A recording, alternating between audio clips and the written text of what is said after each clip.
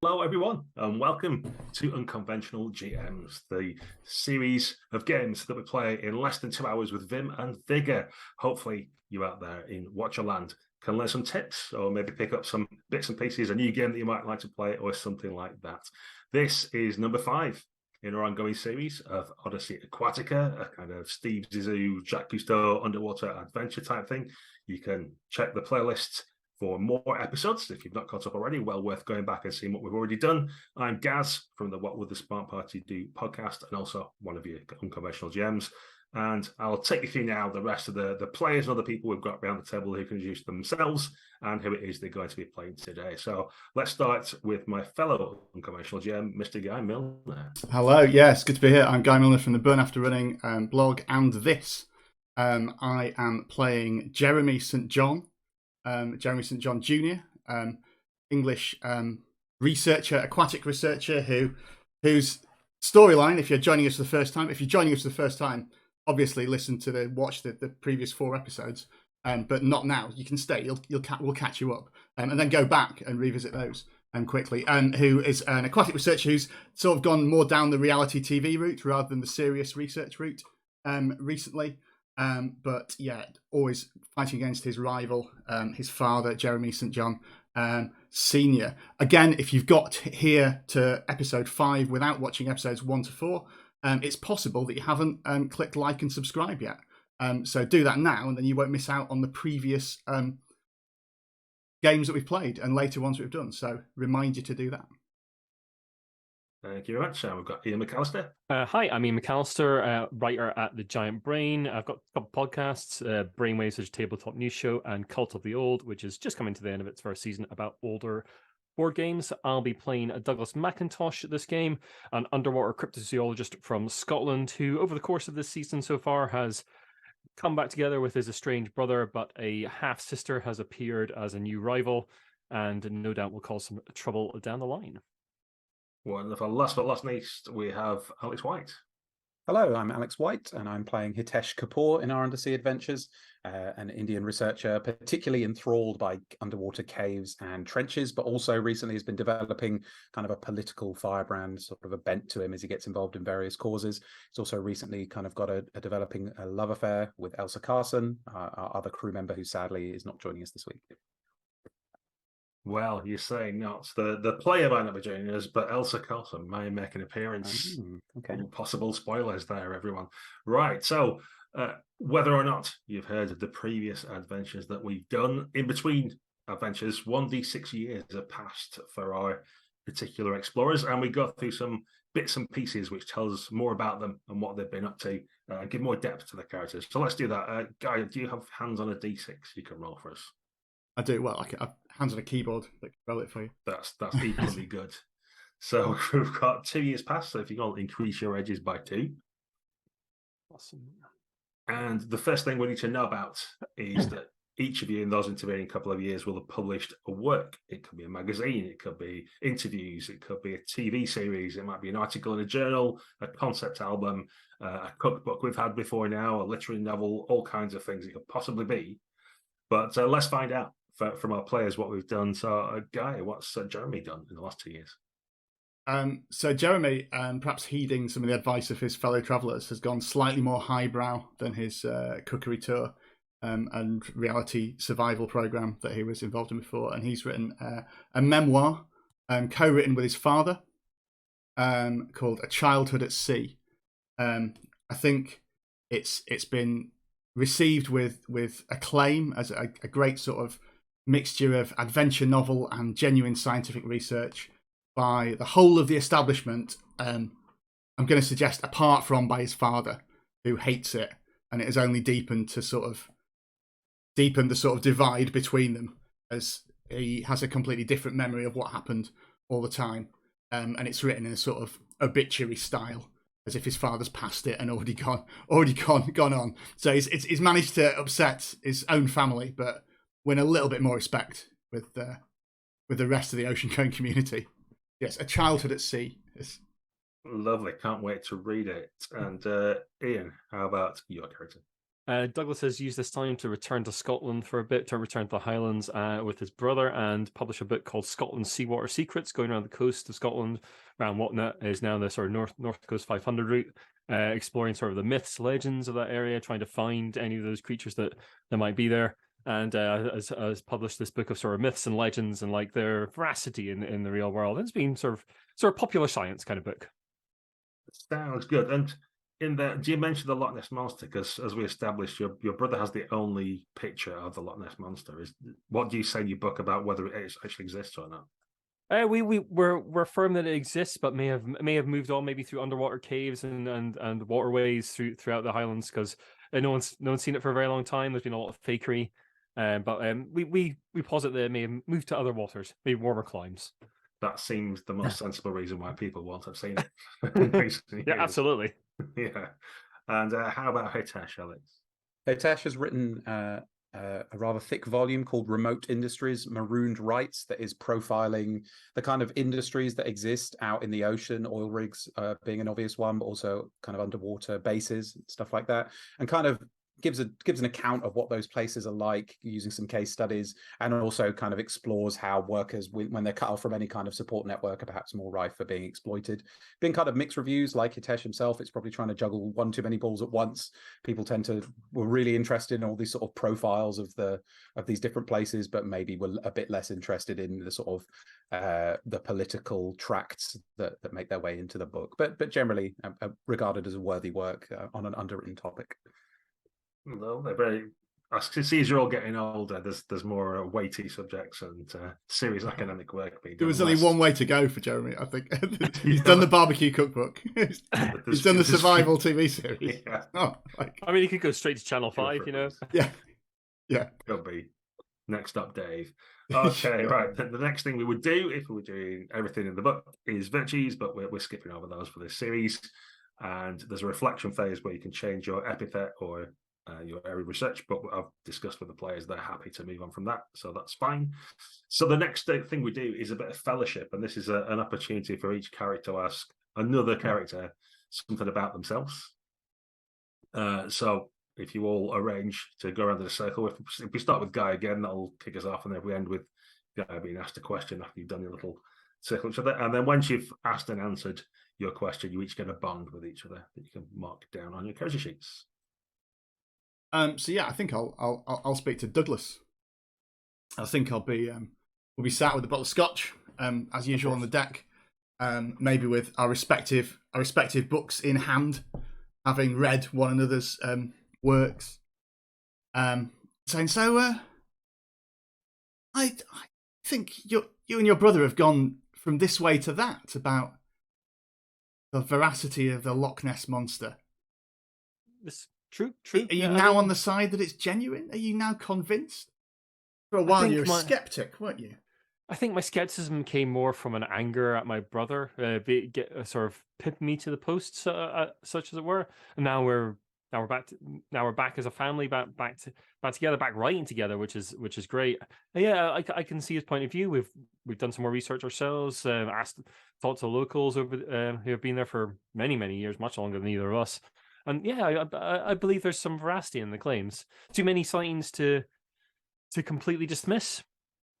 And yes, there's some fakery, obviously, over the years. I myself claim that my brother's photo is fake, but I do believe it was genuine. Your dedication to the scientific method and the objective enhancement of and follow of reason is an admiration to everyone. Thank you, Douglas. I'm so glad to see you coming back to the scientific fold after your adventures in sort of popular culture. Indeed. Well, it's all popular culture, isn't it? Let's not. There are many would describe your book as popular science, wouldn't they? Yes, with a sneering look over their spectacles and cigars and glasses of brandy. Some of the older generation who won't even appreciate a book written about them. Well, I took some inspiration from you. You said that we need to talk to the public. We need to show them what's there, and like combining myth with scientific fact, I think is a good way to go. A good way to garner interest in the scientific method. If I might make a suggestion that possibly a cookbook spin-off would be useful. There's a lot of Scottish recipes that people would love to hear about. You should talk to Talk to searching for the NPC's name, and talk to Gaz on the crew. He was great help with Blue Pearl Barbecue. He's just the man to write some recipes for that. The Loch Ness Monster doesn't exist, and how do you cook it if you find it? Yeah, quite right. It writes itself, doesn't it? There's another sort of clink of the scotch as we do. Real. I think I'll go and find Tesh somewhere on board. Probably scrolled away in the canteen, maybe having some lunch. Is Elsa on board as a character at the moment? Well, this conversation could have happened any time in the last 2 years. Sure. So That's true. Well, you know. So maybe a meet up in Inverness, up in the Highlands of Tesh. Invited you up to the family home, and maybe we're sitting in the kitchen some morning having coffee, and just how are things between you and Elsa? The relationship seems to have developed. Are you living together now? Or? Well, yes. I sort of look around, try and look around anywhere, but at Douglas, and then reserve myself to being brave. And I look at him and say, yes. Well, it's been quite a year, and yes, love has indeed bloomed between myself and Elsa. Well, in fact, it was more a sort of slow realizing between the two of us that love was perhaps already there, and it was perhaps forged under the ocean depths. We struggled for a while for. I think you have to be careful, don't you? The relationships that develop when you're in dangerous situations of course. may not indeed survive in a place of safety. And just because we can defuse a bomb or fight a shark together doesn't necessarily mean that we're well placed to raise Elsa's 2 children. But I think we're beginning to sort of work things out and find something that works for us. We're very happy there, and the time Wonderful. to be with her and her children and work on my book. There's I must confess, there's a little part of me that's beginning to wonder if the adventurous life on the ocean was something more suitable for a younger man, and that perhaps it's time for me to begin to settle down. We're all getting older, but there's a little bit of adventure left in us. Not having children myself, I must ask, is it more stressful raising children or defusing a nuclear bomb? well, my friend, of course the joke is that raising children is more stressful, but what one learns to realize once you spend more time around younger people is they're perhaps more intelligent and more forgiving than one might expect. I've been able to sort of make a few mistakes here and there in how I deal with them, and have our relationship go stronger. There's fewer rooms for mistakes with a nuclear bomb, so give me the family, much as I'd like to make the joke, as I say. Excellent. More coffee? Oh, yes, please. Well, then finally, if Hitesh can ask Jeremy something at some point.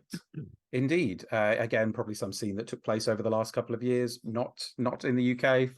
Although Hitesh was able to kind of sneak up to Scotland, he still has some police trouble that means that he's avoiding it as much as he can. So maybe the two of them are strolling in Paris, having found an opportunity to meet up, sort of Eiffel Tower in the background. And I say, well, Jeremy, I had the chance to read your latest work over the last few weeks and on the journey over here, A Childhood at Sea, and well, it's an extremely strong work. So your best, if I might say so.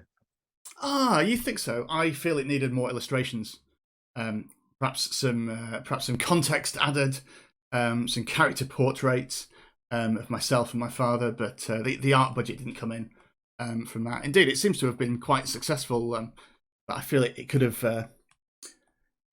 It could have been more successful with my father. I think he's not too happy with his portrayal in it. Well, that's what I was going to bring that up. I must say, you should be kinder on your prose. The prose is very strong. That's why it doesn't matter that there was no art budget. People buy these things for the words and for the text within them, and your text gives a lot. If you might permit me a criticism, though, despite his reaction, I feel like from what you've said about him in our conversations, you were perhaps a little too kind to your father. I'm not sure if you portrayed him as he really was. I think he's a harsher, crueler man than you perhaps tried to portray. Were you trying to paint an idealized version of your father with your book? Indeed, the feckless bully that I portray is, as you say, quite complimentary to how he actually is in the flesh. Having met him, I'm sure you'll agree. But he does still have a following around Oxford, so I do need to be careful. I can only imagine what they're whispering about me in the tea rooms of the universities now. Well, damn them. Those book sales and its critical reception speaks for itself. Anyway, I'll be out on the sea soon again, won't we? That's where it's about. Not in dusty old books, is it? It's all about life and nurture. I can't think of a day when I won't want to go out into the sea. I'm sure you're the same, Hitesh. Retirement scares me. I've got another 70 years in me at least. Well, yes. There's nothing quite like being out in the open water. I'm glad you feel the same. It's good. So if you've all made sure you've had a bond with each other, quite down. You've also, in this time, written some memoirs, and this is something we have to roll for to see what it's about. And there's a different table depending on how old you are. So is anybody still 34 years or younger? No, you're all older than that. Hitesh has just turned 35. Okay. Just gone 36. I'm assuming no one's over 55 either, so we're kind of in that firm of middle-age table. Good stuff. So if each of you can roll a d12, we'll work out what it is that has occurred that's caused this memoir. Okay, Jeremy, you've had a midlife crisis, it turns out, talking to all the Again. you've been doing. And you've changed your life in some dramatic way. So what have you either cut from your life, or what affectation have you picked up? That's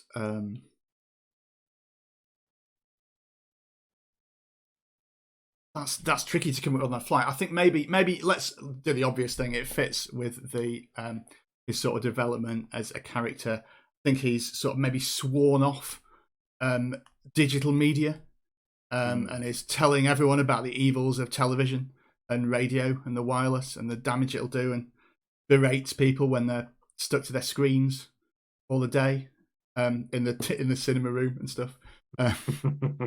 Mixing that and is convinced that as even to the point where the reason his book didn't get art budget is he didn't want any photographs in it. He wants it's much more naturalistic to have things like as oil paintings by actual artists. But who knows where art will end? We'll end it with robots creating photos for us if we stick to this nonsense digital media.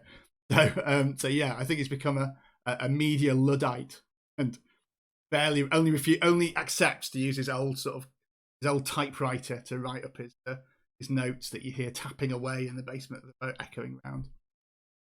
Very good.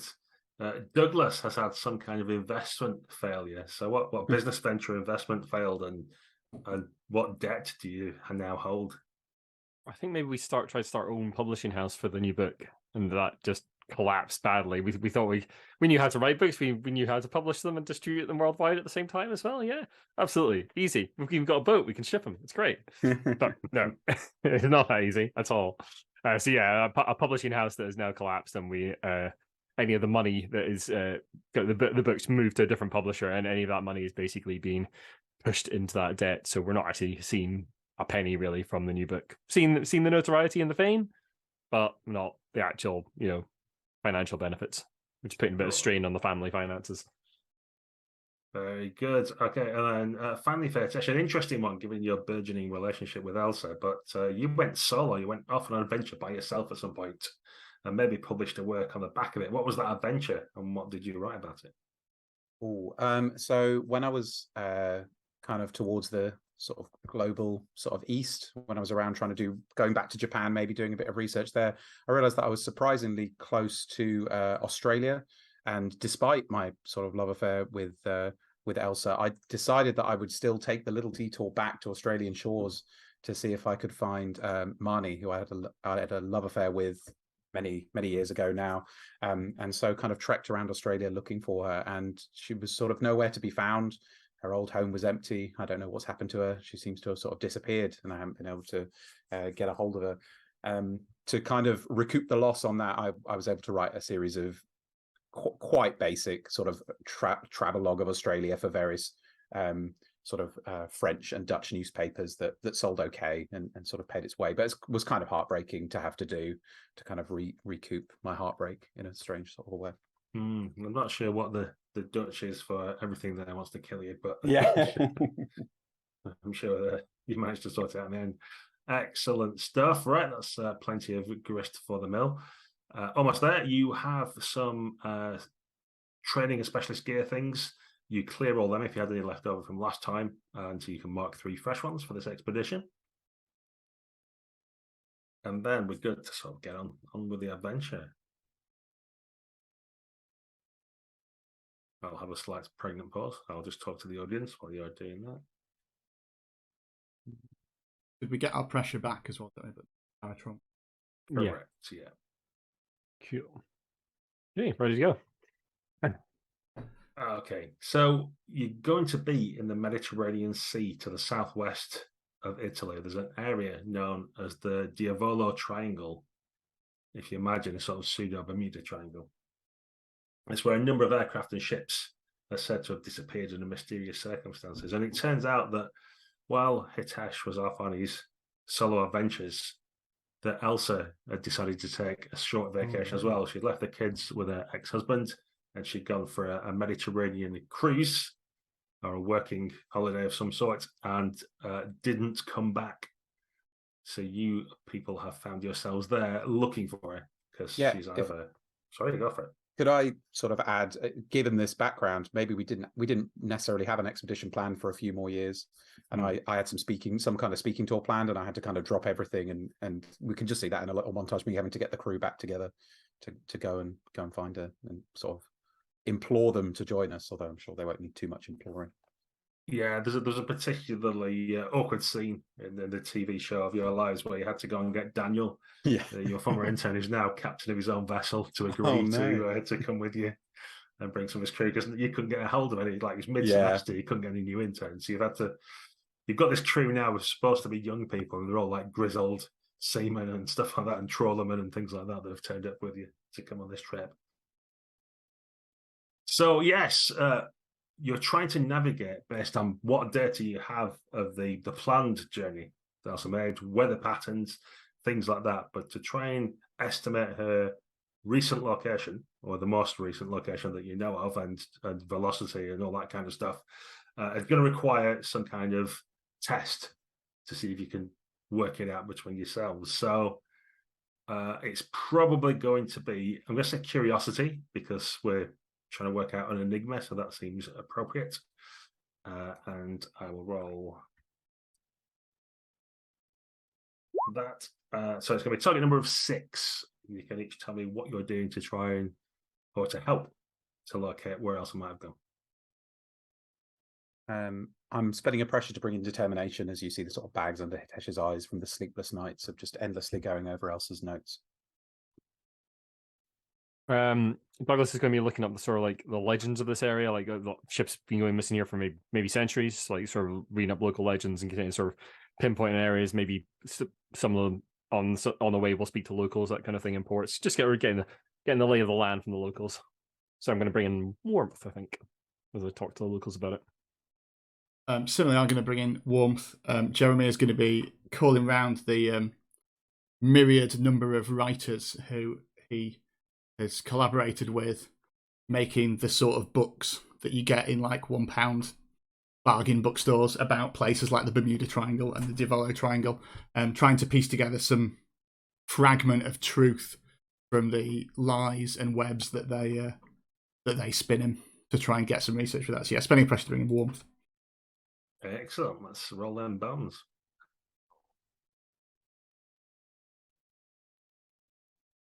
Not an auspicious start for Jeremy.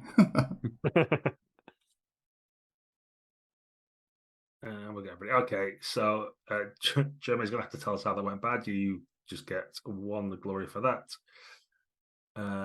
Douglas is going to be our nominal leader for this adventure, and you get the full 6, and Hitesh is going to get 3. So it's Jeremy telling us how he misleads everybody, then Hitesh brings things on track, and then Douglas is going to explain how you get there.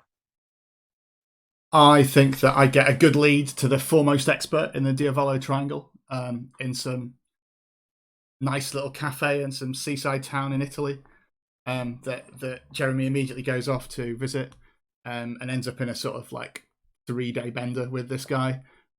Like nearly misses the boat. Someone has to send somebody over to pick him up, and he a very hungover Jeremy arrives on the ship, unable to remember even the sort of myths and legends and untrue things about a Diavolo triangle, just full of the lovely wines and seafood that he's eaten with these guys who've made a fortune out of peddling their extremist views. And not to start. So Hitesh, how do you turn things around? Yes, I think we probably actually see this from Douglas's perspective. So he's out on the boat and he knows he has to get. He's been told by one of the other crew members that Hitesh wants to go and see him to present his research.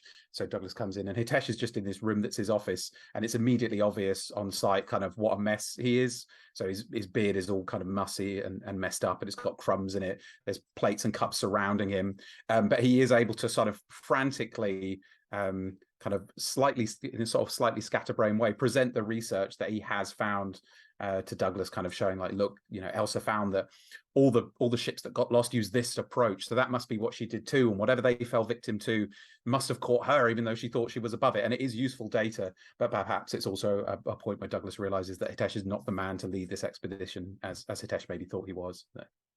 Maybe Douglas has to take over. Very good. This is excellent information, Hitesh. Really good.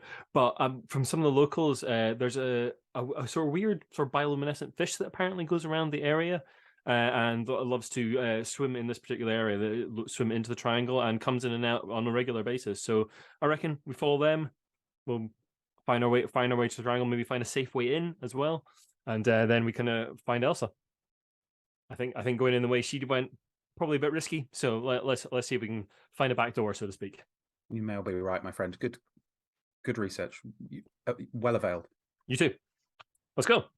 And you are indeed in the Mediterranean, and you've found yourself in an area that's the sea's kind of wine dark within the triangle. As you can at least navigate to where everybody says the triangle is, so that's easy enough. And given the burgundy nature of the deep ocean, you can almost see, almost like blood-filled it looks.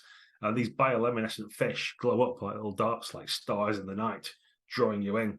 And then something seems to shift. The ship starts to tilt, and a small whirlpool opens ahead of you and quickly yawns up and becomes much larger. It becomes a maelstrom even, a vortex of water appearing out of nowhere, pulling your ship down with inexorable force, faster and faster, and your head spin, time crawls, loose objects are thrown about, and suddenly the colours and everything around you seems to warp and stretch like someone's smearing turpentine across an oil painting, a painting that might have done well in one of your books, but is now ruined by what's happening, and then everything is a white light, and with a snap, you're through. It's over.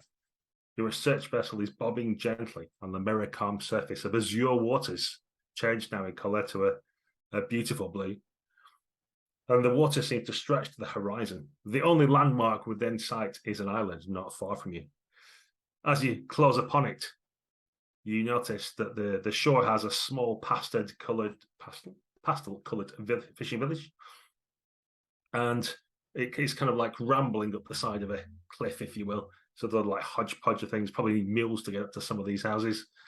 And it all seems quite nice and beautiful when you notice that moving on the beach towards the village, there are a dozen, maybe more, people like Napoleonic soldiers with muskets, bayonets, and even a small cannon towed behind them. And the people in the village are hurrying about, assembling to improvise barricades and maybe protect themselves. You close upon this beach, seeing this array before you. Will you convince the villagers to flee from the charging soldiers that are coming with their cannons to fight them, or are you going to aid them in fending off the attack boldly? Or maybe something else? What do you do? I'm in favour of aiding them myself. Yeah, I think fending off, sadly. I mean, where are these reenactors? What's going on? Seems weird for them to be worried about reenactors, but okay. Yeah, where are the cameras? Where's this film set being shot? Yeah, maybe it's a documentary. Yeah, I'll have a look through binoculars. Don't see any. Sometimes in remote places, strange, outdated technology continues to see use. Certainly, we should not yet consider the frankly absurd possibility that something far stranger has happened. But regardless, my friends, let's try and deal with this situation at hand and stop too many people getting killed. Yeah, let's see if we can put a stop to the advance of these Napoleonic soldiers, and then we can establish what's going on. So, well, equip ourselves and jump ashore, yes? Absolutely. They're going to make this amber alert because obviously it seems like a fight may well develop. So if you fail in this, you take an additional point of pressure. Sure. And it's going to be a determination challenge to stand up to these, ostensibly anyway, Napoleonic people. Let's have a look. We've got a target number of 12. Gaz, Okay. what's my last published work from the previous session was Threats to the Depths, Threats posed to marine life by geopolitical conflict. That feels somewhat relevant, but not entirely. What dice do you think it's worth? What was the title again? Sorry. Threats to the Depths, and it was about threats to marine life posed by geopolitical conflict. Sadly, I think that's only about a D6 because it's nothing to do with the depths. Okay. That's true. Okay, I'll leave it behind. I'll save it for something better. Sure. Determination challenge, you say. Mm-hmm. I'm going to spend a bond with Hitesh as Jeremy, in his slightly tender state, is buoyed by Hitesh's reassurance that this is probably just some outdated, like, local technology being used, which happens in Italy sometimes, and that's probably means it's nothing to worry about. It's D8 your name die, isn't it, Hitesh? Yes, it is. I'm going to use explosives here because it's feels too relevant to not bring. I'm going to bring in my coordination to sort of organize everything, get the crew sorted out, and arrange everything over our radios. Oh, never mind. Thank God. Yay! Okay, so Jeremy's getting 12 glory. The other two, we get 1 glory and take a point of pressure. And we're going in order of Douglas's worst. Hitesh also suffers, and then Jeremy's going to bring up the rear, so to speak. So, Douglas, how does your organising not work? Well, Douglas has been rather disorganized for this trip. He's handed out radios to everyone, but he's forgotten to charge the battery, so he's like just shouting over the noise of the battle and the noise of the villagers arranging everything, and no one can hear anything, and everyone's just headless chickening it about. Okay, Hitesh. So I'm trying to use. I've got a sort of I guess it's kind of homemade kind of grenade launcher style big metal tube that I'm going to use to fire explosives, and my goal is to fire them kind of in the between no man's land area between these invaders and the villagers, such that the villagers will have cover and can maybe make attacks of their own. But I misjudged the distances, and so maybe blow up a couple of the houses where the villagers are. Hopefully, I don't think there's any kind of extreme loss of life, but they end up kind of trapped under debris, and I have to dispatch some of the crew to go and rescue them. So it's kind of counterproductive.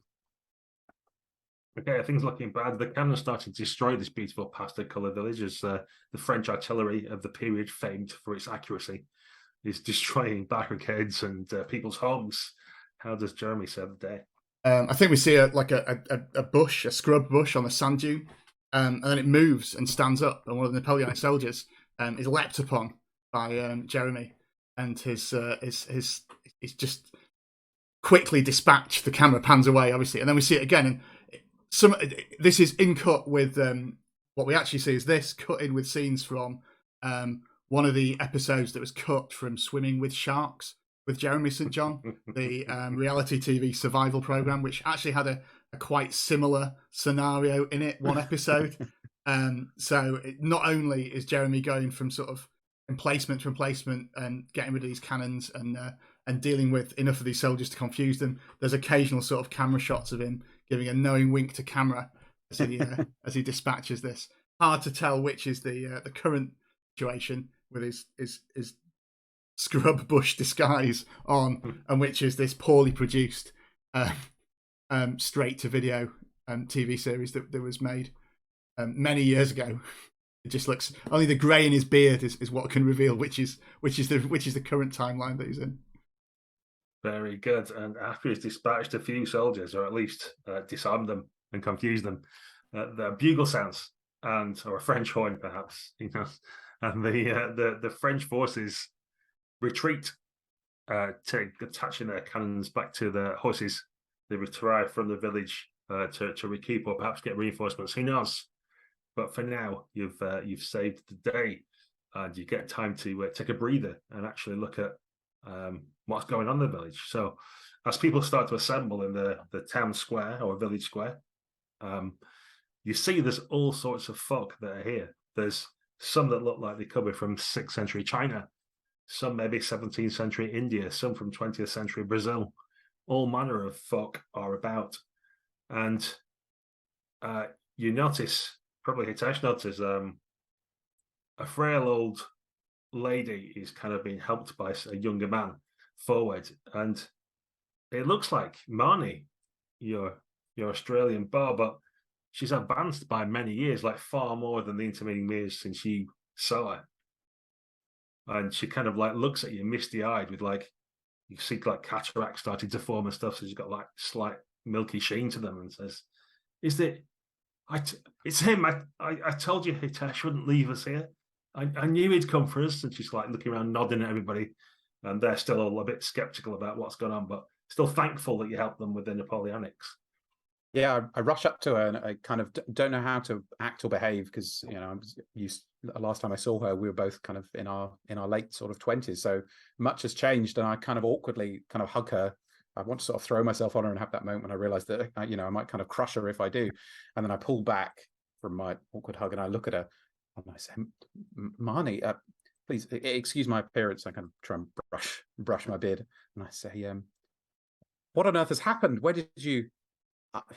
I went looking for you, but where are we? What has happened to you?"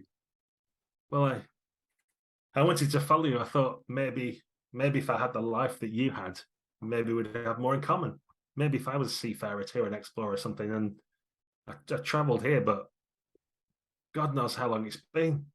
Look, why are you so young? And she's like reaching her hands towards your face, like as if like incredibly incredulous that you're like still quite doughy skinned compared to her. I say, why are you so old? Something strange is happening with time here.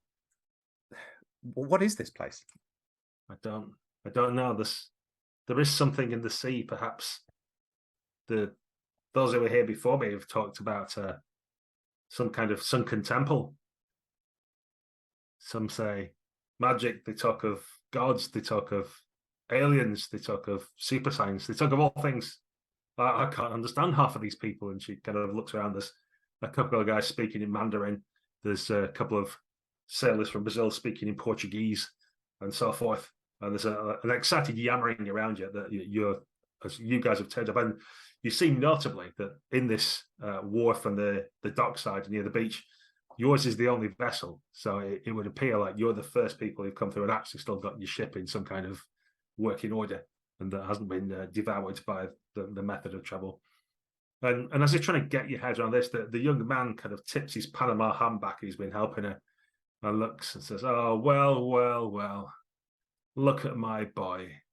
And you see Jeremy Senior is the man who's been helping her in his linen suit, but he looks, if anything, slightly younger than you do. Oh. And his jaw's slightly squarer, and his moustache more well trimmed, and he's got that slight familiar sneer to him. "No, my boy finally followed me. You got old," he says witheringly. Happens to us all, Father. It's good to see you in such firm health. What on earth is this place? Who knows? Some mysterious. If only I had my equipment. My vessel rests at the bottom of the waters, but I'm sure now I can take command of this ship. I'll be able to investigate further. Clearly, Now, hang on a second. Senior here, I should be in charge of what goes on. And yes, best that I take command. Don't you think so? And he pats Marnie on the hand. She goes, "Oh, well, yes, whatever you think, Mr. Jeremy, sir. Yes, you've always led us right." Has he? I can see you've done a fantastic job, Father, in getting out of this. Your towering intellect has solved all the problems that these people face. Looks around. Yeah, you've obviously defeated the French over there. They definitely weren't attacking and blowing up this village literally 30 seconds ago. Yeah, done a great job. Good work. Look, in any situation, it's Darwinism. The weak must be culled. The skirmishes we have with the Napoleonics mean that The weak and unworthy are taken away, and all these strong survive. As a village, we're getting stronger. For example, say that uppity woman, Elsa, who turned up quite recently. She was captured by the French and taken away because she wanted to negotiate with them. Much better that we maintain our more belligerent stance. It's the only thing they understand, the frogs, you know. And he takes out a small cigarette, blows blue smoke into the air. I kind of want to try and convince Marnie that this guy's no good for a start, but there might be more important things. I'm going to walk up very, very close to Jeremy St. John, put up my finger, sort of flick a cigarette out of his mouth, and say, "It's our ship. We're in charge of it. You're going to have no say as to what's going on here because you've obviously done a terrible job so far. We're going to go and get Elsa, and then we're all going to figure our way out of here. That's what's happening." And on that dramatic hammer, I'm going to call for an intermission because something happened with our Zoom there and everybody switched around places. How exciting for the viewers. So, dear watchers, what I'll do is I'll have a brief intermission now and then we'll come back to resolve what's happened with the young Jeremy, the old Marnie, and everything else that's occurring.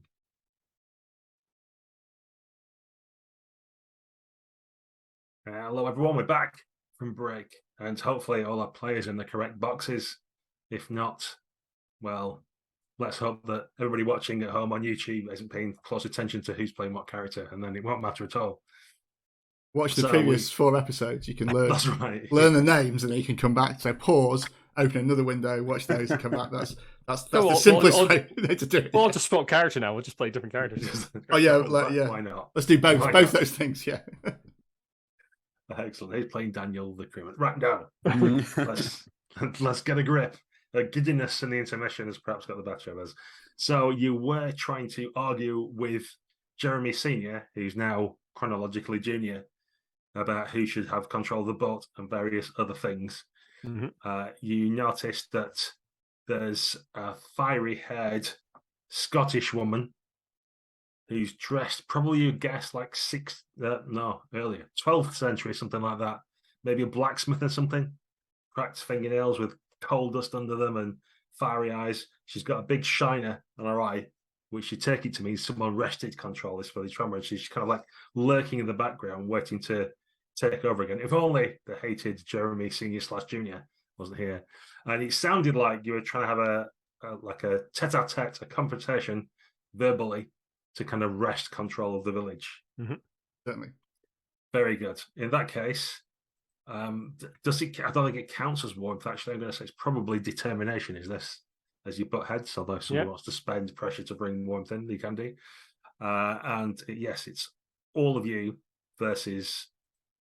We'll keep calling him Jeremy Senior rather than keep confusing the issue. But the dad Jeremy, and who's going to be able to grasp control of the village.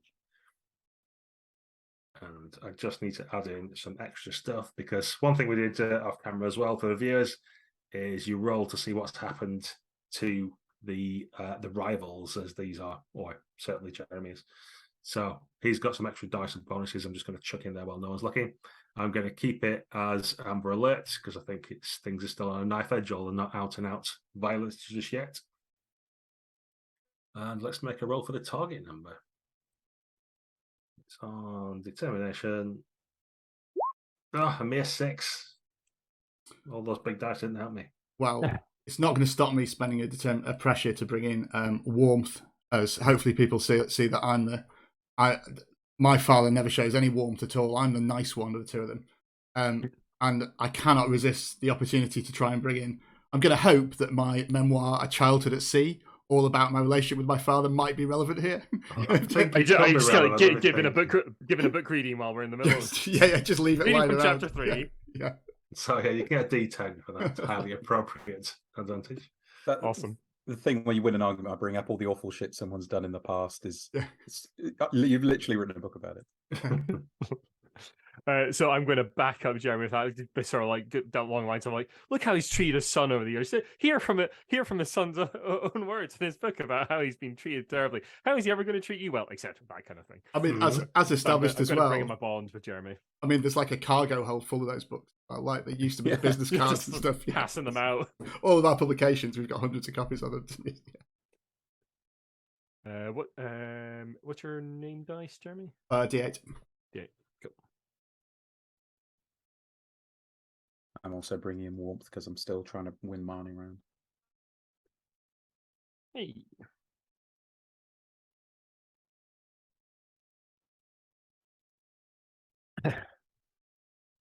All the big numbers coming out.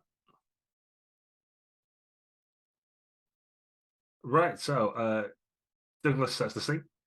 Then it's going to be Hitesh builds upon that, and finally Jeremy, fittingly perhaps, wrestles control from his father of the village. So, how do you lay the groundwork, Douglas? Look at how this man has treated his son. Look how he's treated you with contempt, with ridicule. He's no fit to lead you out of here. We have a ship. We can get you out of here. We have our friend to rescue first, but we will get you out of here. Those who wish to leave are welcome to come with us. Isn't that right? Isn't that right, Hitesh? Indeed, and if I'm allowed to incorporate this other success into the test, I think I probably win Marnie round, or at least win a round enough for now that she'll push against Jeremy Senior. Sure. And I say, Marnie, this man, and I indicate Jeremy Senior, he's a fraud. He may seem like he's a strong arm that can kind of lead you and keep you safe, but all he's ever been good at is pulling the wool over people's eyes. Look how he's not even protected his own son from the cruelties of the world. He's not a man to be trusted in anything, as I'm sure my friend here can attest. I'll say more than that. Hey, you've been in the Mediterranean before, Father. Here on page 87, as I pull it out and begin a reading of one of the most exciting moments. One that's obviously completely factually accurate of me as a 8-year-old boy saving the day as my father fails to escape these islanders hunting him for his terrible behaviour again. We see a sort of camera shot of it lingering on it with maybe the publication details below as well, available in all good bookshops. There's a sort of product placement thing as well, and we see there's one of the villagers just picked up a copy of it and is looking through it as my father just gets more and more incensed, to the point where he's speechless. Or Indeed. not, if you want him to say something. Apoplectic with rage. He looks like he's about to start berating people and waving his stick around to tell them. And there's a shower of copies of your book come from the assembled crowd now. Someone got a copy to throw at him. Boo! And he's pretty much shouted down and sent away in ignominy. As well, I'm going to reflect on this. And he takes away a copy of the book so he can go through it with his highlighter and come back with some rebuttals at a later point, perhaps. But for now, certainly, you've managed to clear the way. Everybody's looking to you with new hope in their eyes. You've come with a ship. You've got strong ideas on leadership. And for the sake of our Scottish player, I'll not try and do a Scottish accent because that would just upset him visibly. But McGowan, as she's called, the blacksmith, comes forward and a strapping lad we have here, built in the Highlands. I see, and clamps you around the arm, checks your musculature, which isn't as good as hers, but nevertheless, she doesn't let everybody else know that. Looks like we need to rescue your wee lassie before we can head off and get away out of here. Do you know where she is? Do you know where the French camp? Aye, there's a bunch of white tents on the other side of the island. Marie-Francois Antoine Lamarck is the Colonel Marie-Francois Antoine Lamarck, he says again in a thick Glaswegian accent. He's obsessed, prideful, petty, as all the people of the upper classes are, especially the English. And she casts an eye around at Jeremy, who looks very similar to other Jeremy, so she's highly suspicious of that. Oh, don't worry about my friend here. He may be from south of the border, but he's a good man. We've been on many adventures together. He's a good man in a crisis. Yes, the finest English man I've ever met, sir. Well, that's like perhaps saying the best turn you've ever stepped in, but enough of me. It behooves me to be nice and charming and less rude to those who have helped us. So let me tell you that Lamarck's soldiers are drilled and disciplined. Yes, so, we saw them on the way in. Arrogant he may be, but be careful because they are soldiers of the Grand Army. How long have you been here? How long have all of you been here? You all from different times? What's going on here? Well, we've all shown up week after week, but I don't know where. There's no rhyme or reason. There's no chronological order. it seems that we come through from all times and all kinds of weird places. There's something out there in the sea. And she kind of widens her eyes and points, so you can see a vague glowing, which looks, it can't be the bioluminescent fish. It's a much more ominous and wide-ranging glowing than that. Well, never mind, madwoman. We'll rescue our friend, and then we'll get everyone home safe and sound to wherever they come That's from. the Loch Ness monster. Ooh, and there's like a susurration of they might not understand everything she says, but they understand Loch Ness monster when she says it. I'm sorry, the Loch Ness monster is here. Well, what else could it be? We're in the Mediterranean. I don't think Loch Ness monster here. Last I knew, it was in, I don't know, Loch Ness. Oh, you're saying it can't swim? It can, and yes, there are ways out. I'm glad of you Loch Ness, agree for with sure. me then. Didn't you yourself theorize, Douglas, that it may have tried to seek out warmer climes? It's not Indeed, I did, but I wasn't quite certain that it may have travelled back through time to this strange island. But if all these, can we see more land from the island? Can we see like? No, it's No, just this is just the the only island. landmark you turn. Yeah, so it's literally the place you could have gone apart from towards a flat horizon. Okay. who knows what strange denizens may have washed up here on the shores of time, or even if this is in time at all. Anyway, let's get Elsa back and try and get out of here. Indeed, such metaphysical questions may have to wait. Indeed. Okay, you head out then as a little group, and built on a bluff on the far side of the island, from a position of height, you can see the camp of. I mean, if any of you have studied the history, you probably recognise, the neat white canvas tents in nice rows, one brightly striped as an officer's tent. It looks very much like you would see in a Napoleonic history book from your perspective. There's smoke coming up from cook fires, latrine pits. There's an earthwork fortification with watch posts and simple wooden buildings. There's even a little tobacco shop and wine house. It looks like they've created here as they've settled in. But all the men look well drilled. There's not signs of drunken debauchery or anything like that, or slovenliness. And there's a very fine, impressive looking colonel in his skin tight cream jumpers, navy blue jacket, and crested.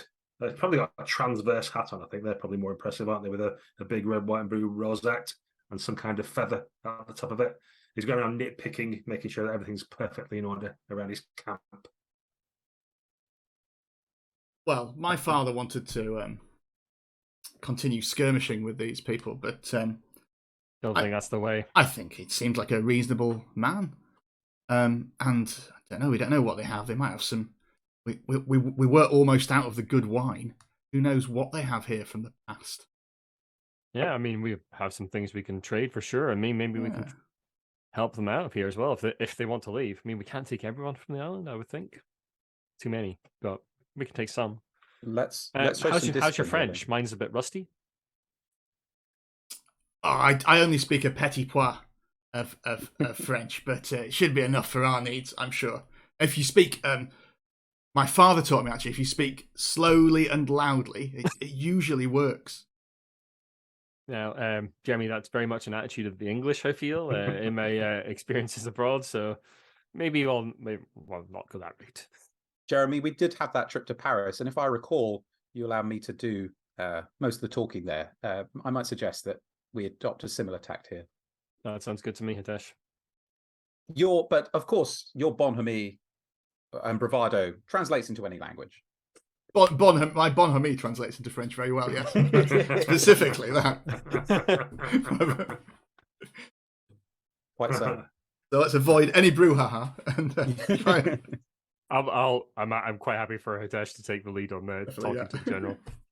But yeah, I mean, I think we should at least open by trying to negotiate, find out what they want, find out where Elsa is, and things may turn south. We've been warned that they're arrogant, but even so, let's try and gather as much info as we can, scope out their weaknesses, and if we can talk them down, that would be ideal. Excellent. So you grab a hamper of stuff which you think might be useful in trade and so forth, and then you merrily wander around the path. And the pickets see you quite soon and shout the alarm, so everybody's ready for you when you happily gamble along as if you're going on a picnic or something. And yes, fairly soon you're escorted by the soldiers to see the Colonel, Marie-Francois Antoine Lamarck. He stands in a very Napoleonic way with like one hand inside his waistcoat and a foot up on a barrel of cognac as he looks down his monocle at you. You notice in the background a rather grumpy-looking Elsa, who's been made to wear like a frilly white, voluminous kind of dress, which is like not her look at all. But you can see she's clearly made some kind of protestations and struggled a lot, but has just resigned herself at this point to just putting up with it for the sake of an easy life. And yes, the Colonel's, I guess, polite as you would expect of an officer and a gentleman. Says, "So, gentlemen, what do we have here?" At first I thought it was Sir Jeremy had returned to trade insults once more, but it appears you are perhaps what? Older brother?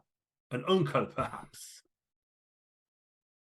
Whereas, no, the gentleman you're referring to is in fact mon père. He's a pair. Oh. My father. My father. Really? This does not seem realistic. We're very much not alike. My friend, can I say, you run a very tight camp here. You may have noticed that time moves strangely here, and there are people from various different periods. People from our past, or perhaps your future. I fear that we've been separated by time that may make things rather difficult, and so strange things are happening with age. Surely you've noticed that this is not an ordinary place. Indeed, I've noticed this is very strange. However, the best course of action is for France to control everything, and then from this position of authority and unity, we can therefore work out the best way to proceed. There is no space for disruptive elements. I just think, well, you've obviously got your plan here and finally enacted it as it is, I must say. But surely, if you work with the locals instead of suborning them, that will help. They have various expertises that they could contribute to you that will not work if they're part of your military order. And I indicate Elsa. And what is the need for you to keep our companion like this? She's a friend of ours. At the very least, you will give her back over to us. Well, she is my guest, and I think of many nights she is beginning to walk to me, if I may say so. And there's a gentleman from amongst the soldiers who sort of elbow each other a little bit until he casts his eye about and they all stand back up to firm attention again. Well, I don't understand what will be gained by giving another Jeremy and his companions some leeway, for you'll just take advantage as you did before. I lost my ship because of the activities of the villagers. It is for their own benefits that I now take charge. Well, we have a ship. I'm sure we can work out some kind of arrangement. I say, looking around at probably the too many soldiers in this camp. Oh, you have a ship. This is interesting because we have cannons. And again, there's a susurration of laughs from his soldiers. You would rather destroy a vessel that can get you back to France than take a trip upon it? Oh, no, you misunderstand, ma petit pois. We will not destroy the ship, but we may destroy your ability to resist our taking of your ship. I think I'll start passing out the sort of glasses of wine and cheese. A picnic blanket is laid out now. Start buttering some like crackers. Excellent. So are you going to continue trying to butt heads with the Colonel, or does it sound like what you might be trying to do is curry favour with his men to basically get everyone to agree that the current situation isn't working out, so we need a change of some sort? He's pig-headed, but if we can get his men on side, I think that's a good plan. If we can ferment a bit of a mutiny, that might do it. Mm-hmm. Okay, yeah, I think this is going to be a warmth challenge. Obviously, Colonel Lamarck is going to resist. He's going to be trying to use his discipline to keep everybody in line, which has worked so far. And this is going to be a challenging challenge. So if you suffer, then you're going to have to mark some training or special equipment that you've had to use in the effect. Okay. in the attempt rather. Sorry. So it's going to be quite a few dice because he's Yeah. you know He seems like a colonel and all dangerous that. customer. And I'm going to keep an amber alert as well because I think there is the chance of firearms being used or some of the violence that might happen. And we're going with. We should take in explosives now. So target number 11. Okay. What is my Remote Industries Marooned Rights, the book about oceanic workplaces and the struggles of the workers within them worth? These are soldiers, not workers, but it feels relevant. Yeah, I think a D8 if you're happy with that. Yeah, I think D8 is about right because it's not right. It's not absolutely perfect. I'm the money, but it's. I'm gonna Yeah. spend the pressure to bring in subtlety because we're trying to sort of like hoodwink these people basically. I am doing. Spend, I'm also going to spend a bond with Douglas, I think, because he's kind of got that bonhomie. Yeah, I was going to spend a bond with you as well, actually. So yeah, your D8 as well, yeah. Yeah, I'm spending a bond with Douglas as I'm heeding his advice that perhaps just shouting loudly at them won't work. The Scottish advice that maybe the English aren't best. I'm also luckily I did bring some explosives. I packed them as well. So as a show of good faith, I'm going to demonstrate them to the to some of the artillerymen and maybe gift them some in something that literally I'm sure won't come back to bite me. Come back to haunt you. No, at all. I was thinking about bringing my emergency gear, like flares and things like that, to show off to them as well. But I think I'll leave that for later. I think. Yeah, I think I got it. Oh no! Relying on Jeremy again. Oh dear. Oh well, I didn't go well. Okay, so Hitesh and Jeremy, you need to roll off to see who's worst. Well, so name die for that, please. I'm the least worst. Yay. Yeah. So yeah, you're all going to suffer. So because it was amber alert and challenging, you'll mark a pressure and lose some gear or training. And we'll talk about. Obviously, I'll get to narrate at the end what ultimately happens. But if you can display your ignominy in the order of Hitesh, Jeremy, and then Douglas, please. Yep. So I try and win them over. I try and use the sort of stirring language that seemed to work among the workers that I've profiled, but it's a bit too modern. It's a bit too sort of high-minded for them to kind of get behind. So I change tack. I try and sort of follow Jeremy's lead, but then realize too late that they're laughing at him, not with him, at his various jokes. And then finally, as a last-ditch attempt, I kind of show them that some of the cool advanced radio tech I brought with me in the hope that they'll think that we're super advanced and worth following. But actually, before I realize what's happening, they sort of steal it and secrete it away while leaving me sad and in the dust. So I've marked off my radio tech. Very good, Jeremy. Yeah, I think there's it's going really well with the artillerymen. They're really impressed at our modern explosives, and Jeremy is only too keen to show them how it can be used in their primitive cannon. And we just at the trial we just see like a splash of a sort of ranging shot just in front of our ship as Jeremy is laughing along and then realizes too late as they're just adjusting the angle to have a clear shot of where we arrived on that this isn't quite what he should have done, and he's now given them all the explosives got. Very good. And finally, Douglas. In a similar vein, Douglas has been showing off his emergency gear they brought with him, flares and such like, and they basically just squirrel away, take it away from. He'd been trying to get a little closer to Elsa to try and free her, but yeah, they're having none of it. They're got their eagle eyes on him. Yeah, excellent. They accept all of your gifts and give nothing in return. Yeah. And especially interested in the things you were trying to hold back and not show them. They all get taken as well. And as you think you might be getting somewhere, it's then that the Colonel calls for Sergeant Jean-Baptiste, a big beefy bear of a man with sausages for fingers, who clamps an arm on around each of you, or two of you at least, and starts marching you off. And before you know it, in the back of the tobacco shop, you're all sequestered away in manacles. And yeah, the door slams shut on you.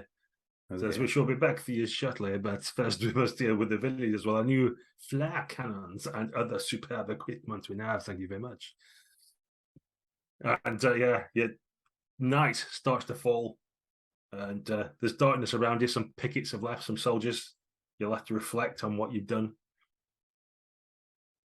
And in the darkness, you hear a weird kind of clunking, laborious sound, as if some mechanized man is robots working your way through. What kind of fever dream? What weird place is this? And you hear gunshots of muskets and the sound of metal on metal and cries of sacre bleu and merde and other things.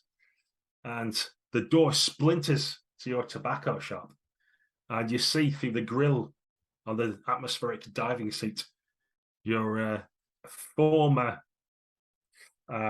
workman's face of Daniel, a sea captain knows all right. And you suffer one more humiliation as the boy that you raised has now had to free you because of your own incompetencies. And there's a delayed moment as he has to undo all the screws on the front of the faceplate to pull it up and go, I'm here to rescue you. He's still got a Galois in there. Yeah. It's one of his assistants, I presume, comes with funk. Puts one in his mouth. How's it stayed lit? I don't know. He's wheezing from lack of oxygen from the car. He doesn't need oxygen. Says, oh, well. And now the circle is complete. The student has become the master. Well, we shall have to, and there's a ping behind, there's like musket balls rattle off the back of his seat. There's we'll have to get out of here. I think they left more people back than I thought. I can draw their fire for now and their attention. We've still got the submarines waiting just offshore for you. They've taken over the vessel though. But maybe if I can cause the distraction, you lot can sneak away, get to the submarine, and we'll work out what's happening here, or work out a way to get us off. But I guess for now it's up to me to save your asses.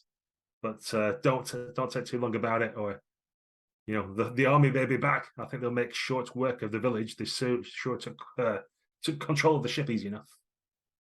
Daniel, we will certainly give you plenty of time to gloat later, as is deserved. But please, may I ask, where's Elsa at this point? Well, I don't know. I've not seen her. Okay. Perhaps she's in. There was a light on a lamp in the wine shop. Perhaps that's where they have her kept. Okay. We'll have to look there as well. There's no point all of us escaping if she's not with us. Agreed. Well, I suggest we be about it then, gentlemen.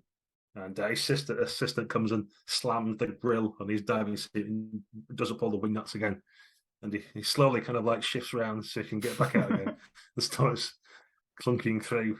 And there's shouts of alarm and flares going off and musket balls. So I'm going to go. I guess we jump straight to a challenge. And that you guys are going to try and find Elsa and get out of there. Is that the... Yep. Well, we'll get into the details. You just tell me what you're doing and describe your actions. So I don't think we need to set the scene much more than that. It's obviously going to be a subtlety challenge for this one. The last thing you want to do is to get shots. I'm going to move this to red alert now. So you have to take a pressure to enter the contest. And if you don't enter the contest, you can't escape. So bad news for everybody there. And it's still going to be challenging because obviously it's a risky environment and you've got to rescue someone else as well as yourselves, etc., etc. So let me roll for that. We're going for subtlety and the target number is a 9. Cool. I'm going to bring in my determination as you see the kind of the fire in Hitesh's eyes as he's willing to fight his way through as many of these soldiers as he has to be reunited with Elsa. I'm just going to let it roll, I think. Yeah, same here, I think.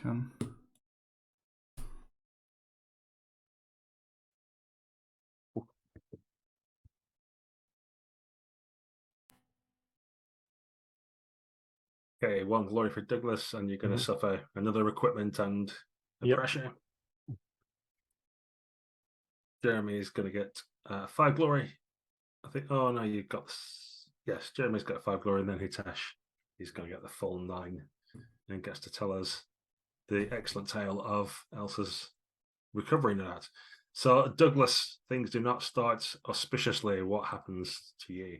Douglas sort of strides determinedly out of the shop and is immediately pinned down by musket fire and is just sort of carrying behind a series of boxes as like musket balls ping into wood and shatter things everywhere. Why, it's Jeremy. Jeremy is the one member of the crew who has had some moments of grudging respect with Daniel He's actually going to track him and his crew as they draw the fire, and similarly try and like track back and free up Douglas so he can run away with us.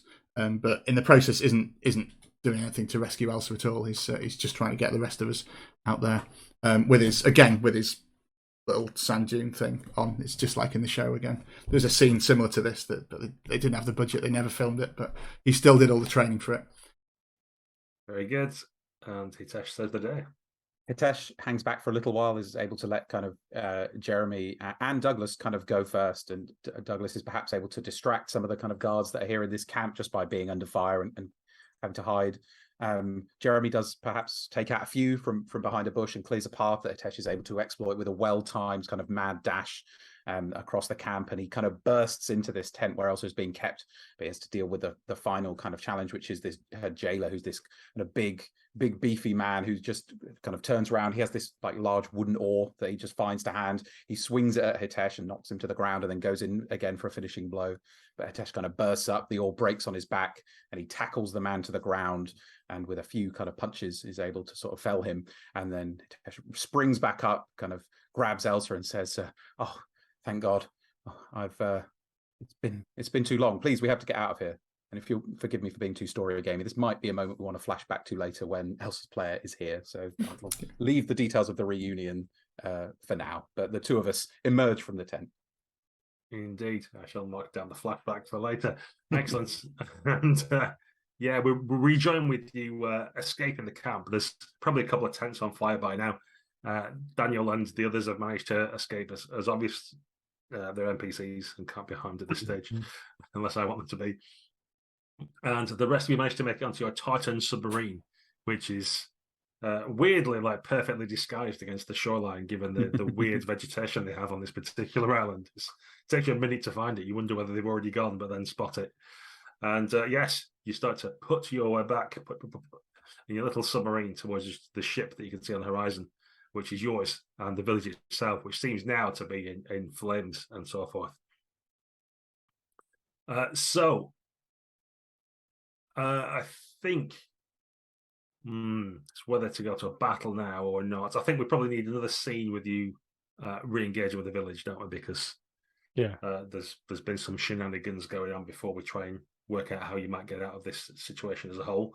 So how are you approaching the village, I guess, is the next stage. It's clear as you look through your periscope that there's buildings on fire and that there's some people have been either arrested or otherwise stockaded up somewhere.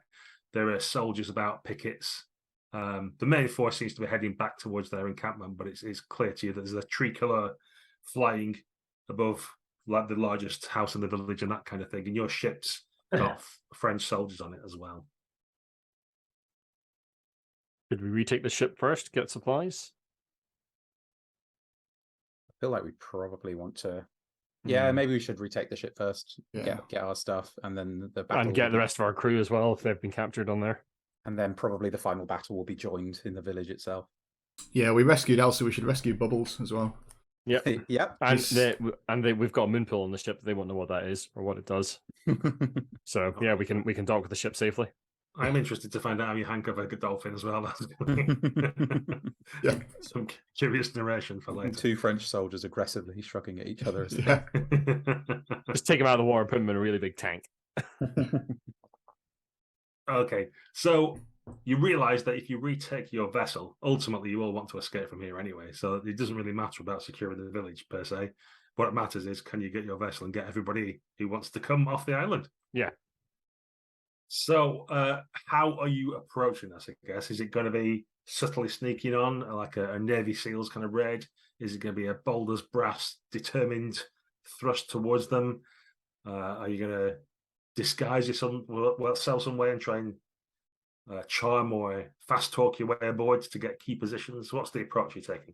I'm imagining I sort of like emerge from the moon pool, subtly get on board, happen to like knock out a couple of French guards that happen to be the exact same size as us, wear their uniforms, that kind of thing.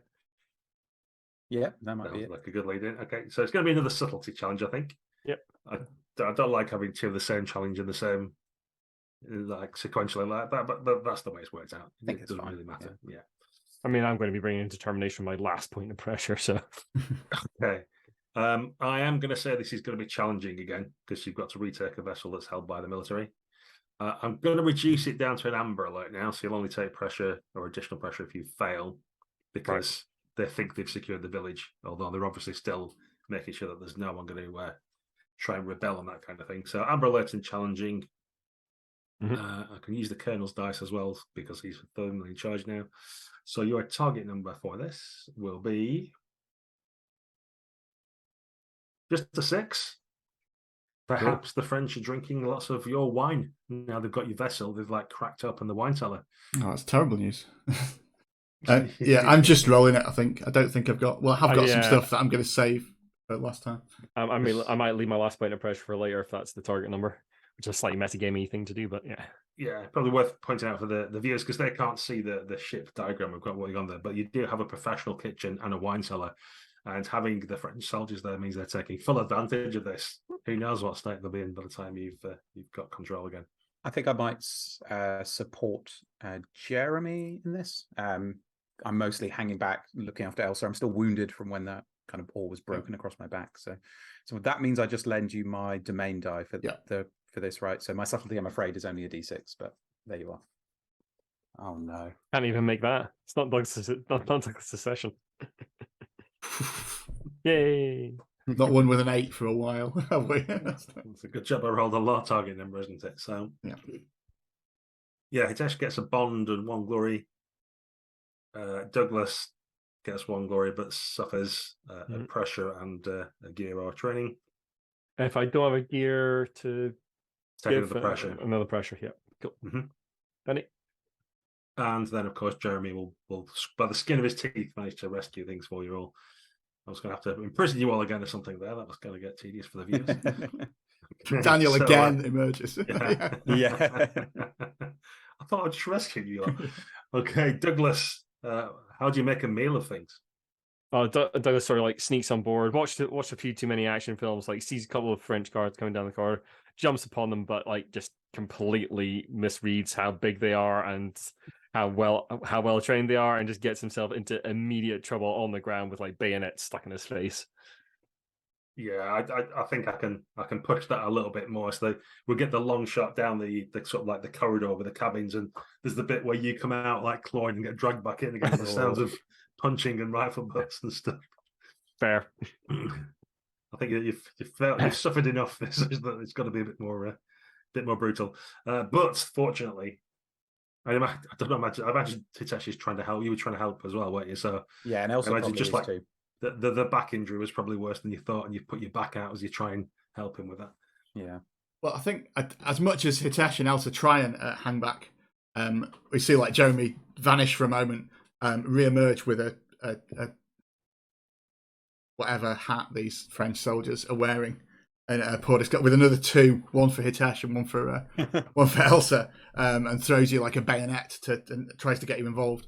And gradually we see French soldiers thrown off the sides and lashes them until there's a sort of musket loading sound, and the 3 of us end up pinned just in front of the moon pool by 2 French soldiers with their muskets, and then there's a sort of, I won't do the noise, but bubbles that sort of because pirouetting out of the moon pool butts these 2 soldiers and throws them in the water, and we're able to seize upon them, and then gradually they all fall apart, and we retake the ship with Bubbles' intervention there.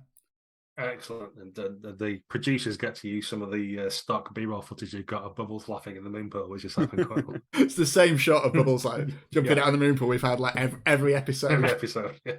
The same Finally, way. It's paid off. Yeah, it cuts back to another angle. Just splash of water against these Napoleonic soldiers. Excellent. Okay.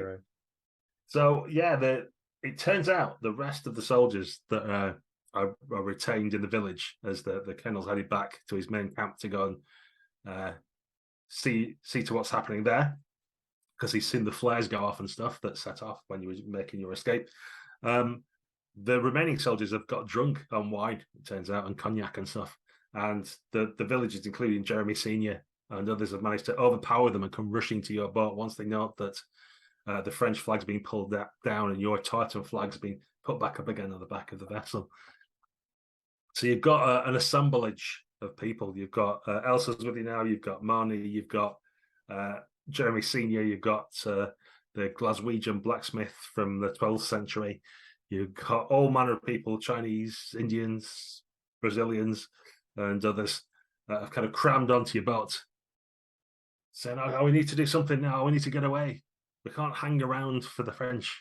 Well, there's people have died, and you can see various with bandages, or some of those people have been bayoneted and looking in a very poor state. We've got to work our way get out of the thing in the sea.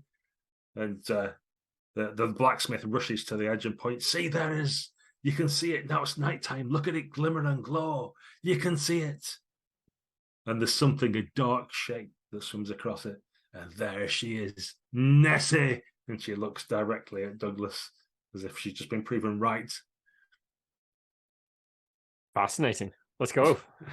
So I'd love to get a shot. I'd love to get a shot of her. I'd love to see her finally in the flesh, but also that's our way out.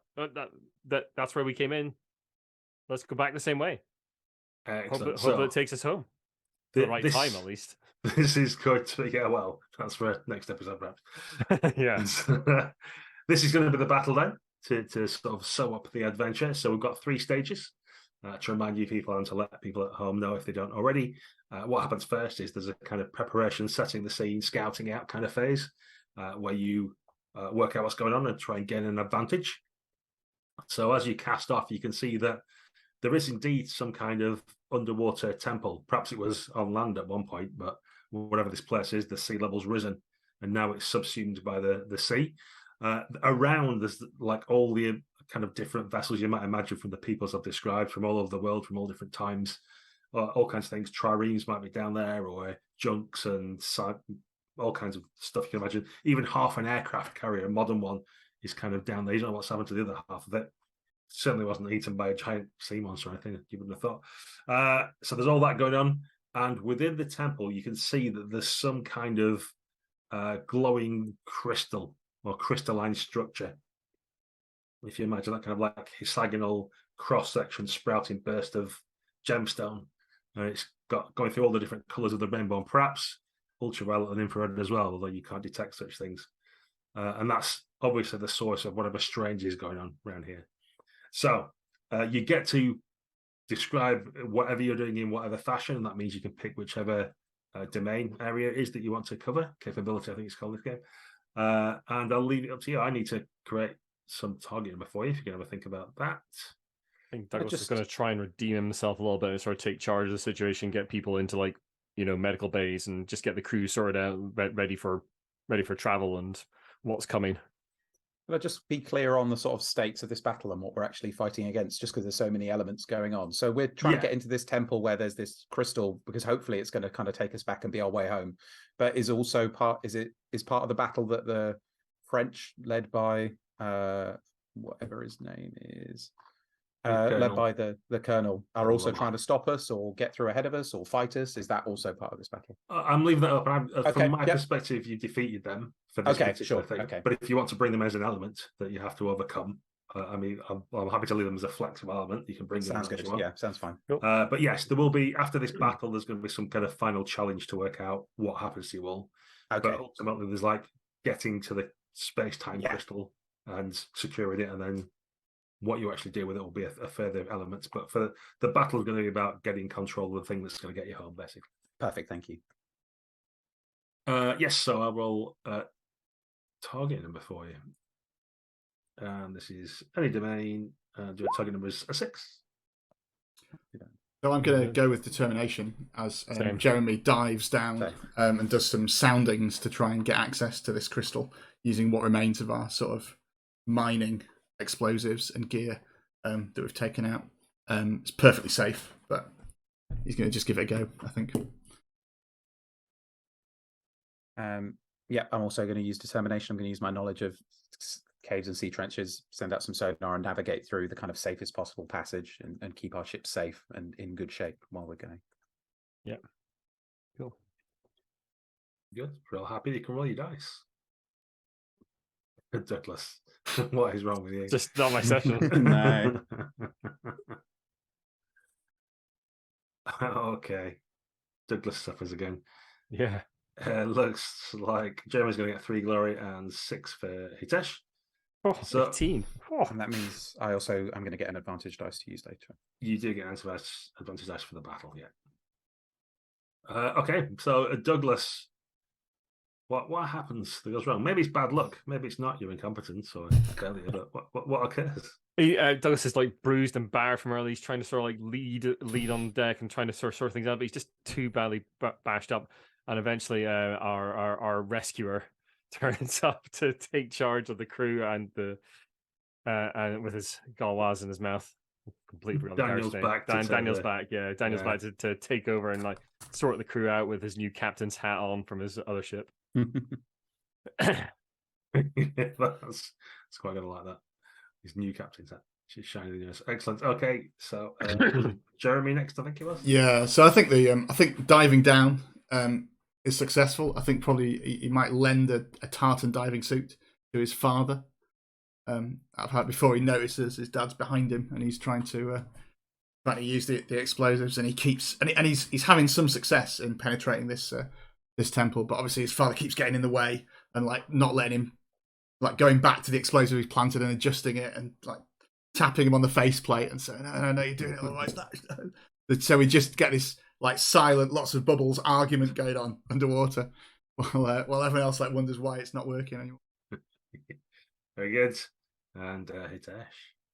Yeah, so Hitesh is thankful to kind of be in his element again amongst the underwater caves, and he's able to send out some sonar to map this place quickly and easily, working in close coordination with Elsa, whose research he's already read, to get a perfect idea of kind of the approach they should do, and also kind of magnanimously hands it off to Daniel, who for now is the leader and the captain of our crew. Lovely. So you've managed to get advantage here. You think you found a way in with using the knowledge of everybody from all these different places and times, and indeed Daniel and others to help you out, and Elsa, with your combined efforts working together. It was the friends you made along the way that made the difference. That you've worked your way out into this crystal, but as you might expect, all is not well. So you need to split yourself into 2 groups. Well, you don't have to split into 2, but that's what happens generally at this stage. There's going to be a couple of threats, and if you don't address the threats, they definitely happen.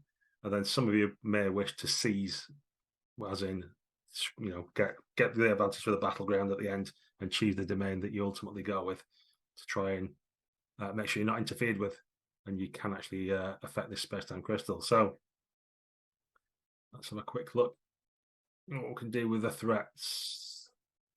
So the first one, I guess, is that there's still this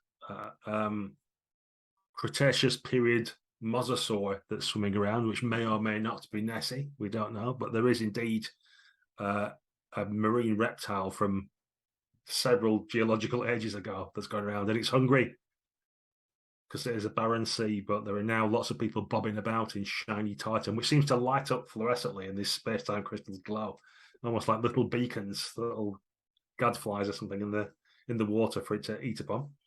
So if you don't stop that threat, then I'm going to eat some of your friends and or lovers, where the mosasaur will. Surely this is up to Douglas. So that's one threat. And I guess, as you haven't brought them in, I think I will. The other threat is that in a fit of pique, what the French will be doing is firing improvised depth charges from their cannons to try and disrupt whatever it is you're doing. They don't know what it is, but they know that they've been left out of it and they've been insulted. Their honour's been impugned by what's happened. So there could be a dangerous collapse of the temple or unexpected effects from the crystal as depth charges are blown around you.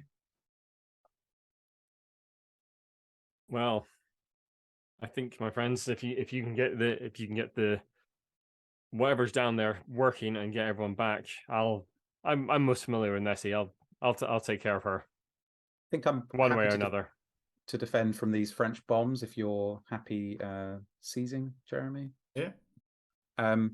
Gaz, what's threats to the depths, threats to marine life posed by geopolitical conflict worth in trying to stop these I think that's a full D10 for that. Yes, I'm saved it gonna for a good reason. I'm gonna bring in Scotland Seawater Secrets, which I recently wrote with my brother. So what's that worth to me? All the legends and myths of Scottish underwater cryptozoology. You're not actually in Scotland, but given the things we've laid down, I think a D8 definitely. Cool. And I can actually bring in my research for once in a while, which I haven't really been able to do much. Yeah, and Hitesh, it's worth remembering you've got the advantage die to use either this round or in the finale. It's up to you. I think I'm going to save it for the finale, but I will definitely use it. Choose. You get to choose the domain based on how you describe what it is that you're doing. I'm just going to look up the Mosasaur's dice because he seems the most appropriate. So it's no longer challenging, but it's still going to be Amber Alert because he's got big teeth. And adjust these dice slightly. And we're good to go.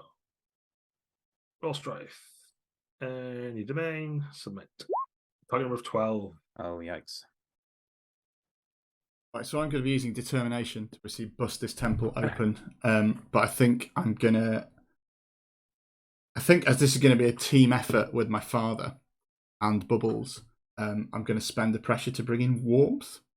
That's a bit of a stretch, but I'm sort of out of other like currencies to use to accomplish that. So yeah, that's they're both in one way or other a rival of yours, so you're going to have to convince them to help you out. Yeah, Douglas is throwing himself overboard trying to get this thing away from the people using his knowledge of like those legends and those myths and what this thing might be to try and lead it away from everyone else. He has made it clear to Daniel that they should leave without him if he's not on board by the time things get together.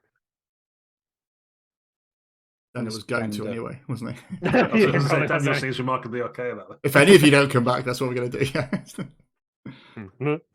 I'm going to spend a bunch with Jeremy to force him to try and bash him and his dad's heads kind of together, get them to cooperate for a little bit, and then his dad might be able to give us some intel on how these French depth charges and bombs work because he's got more experience than anybody else.